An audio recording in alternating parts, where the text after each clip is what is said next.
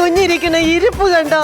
രാവിലെ എണീച്ച് ഒരു ഗ്ലാസ് കടുകാപ്പി താമെന്നും പറഞ്ഞ് മേടിച്ച് കുടിച്ച് തൂമ്പായി എടുത്തോണ്ട് പറമ്പി പണിക്ക് പോയവനാ. തിരിച്ചു വന്ന് ഈ ഇരിപ്പ. ഒറ്റ വാക്കും മിണ്ടുന്നുമില്ല, ഒന്ന് ചിരിക്കുന്നുമില്ല, ഒരു കഴിക്കുന്നുമില്ല. എടാ അമ്മനൊന്ന് വിളിക്കെങ്കിലും ചെയ്യും മക്കളെ. എടാ നീ ഒന്ന് ചിരിക്കടാ. നീ വല്ലതും കണ്ട് പേടിച്ചോ? എടാ നീ വല്ലതും കണ്ട് പേടിച്ചോ മക്കളെ? ഇല്ല ദൈവമേ, ഇതെന്തോ പറ്റിയതെന്ന്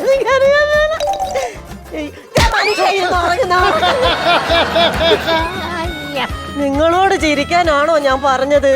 അവനെ ഒന്ന് ചിരിപ്പിക്കണ്ട മനുഷ്യ. ഈ 1001 ഫലിതങ്ങളില് 1000 ഫലിതവും ഞാൻ അവനെ വായിച്ച് കേൾപ്പിച്ച് അവൻ ചിരിച്ചില്ല. ഇനി ലാസ്റ്റ് ഒരു ഫലിതം കൂടി ഉണ്ട്, ഞാൻ അതുകൂടി ഒന്ന് അവനെ വായിച്ച് കേൾപ്പിക്കാം. അവൻ ചിരിച്ചു. നിന്നെ പോലെ തന്നെ എനിക്കും വിഷമയില്ലേ മോനേടാ. ഈ ഫലിതമെങ്കിലും കേട്ട് നീ ചിരിക്കണം കേട്ടോടാ. 1001ാമത്തെ ഫലിതമാണ് കേട്ടോ. ഒരു തിരുമേനി ഹോട്ടലിൽ ഊണ് കഴിക്കാൻ വേണ്ടി കയറി. അപ്പൊ സപ്ലയർ വന്നിട്ട് ചോദിച്ചു, നല്ല ചൂടുണ്ടല്ലോ, ഫാൻ ഇടട്ടേന്ന്. അപ്പൊ തിരുമേനി പറയാണ്, വേണമെങ്കിൽ ആ ഇലയുടെ മൂലയില ഞാൻ ഇട്ടേക്കാൻ.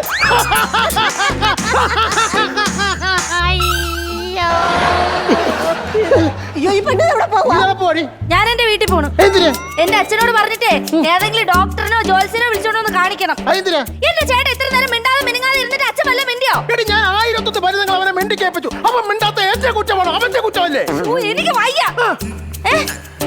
എന്തോന്ന് പറയ്. സമയം ചേട്ടൻ. അയ്യോ കക്കൂസ് പോണോ? പറയാൻ എന്തോ അച്ഛാ. അച്ഛാ ഇത് ബാധ കൂടിയത് തന്നെയാ. ചീത്ത വിളിക്കാൻ നിങ്ങൾക്ക് കുഴപ്പമൊന്നുമില്ലല്ലേ? നീ വന്നൊരു കാര്യം പറയാം. നീ വന്നേ. അതെ, ഈ ആണുങ്ങളെ പാട്ടിലാക്കുന്നതിന്റെ ആയുധം നമുക്ക് അറിയാവോ? നാക്കല്ലേ? എന്തടി? മനസ്സിന്റെ താക്കോല് ആണുങ്ങളുടെ താക്കോലോ? വശീകരണം. അതെ, നീ ഒന്ന് വശീകരിച്ച് നോക്ക്. ചിലപ്പോ ശരിയായാലോ, ചിലപ്പോ മിണ്ടുവോ ചിരിക്കോ വല്ലതും ചെയ്താലോ. പണ്ട് ഞാൻ ഇങ്ങേരെ ഒന്ന് വശീകരിച്ചതാ. നല്ലൊരു ഗാനം പാടി. അത് വശീകരണ ഗാനമായിരുന്നു. ഞാൻ വിചാരിച്ച യക്ഷഗാനമാണെന്നായിരുന്നു. നീ കൊച്ചിനോട് വശീകരിക്കാനാണോ പറഞ്ഞത്?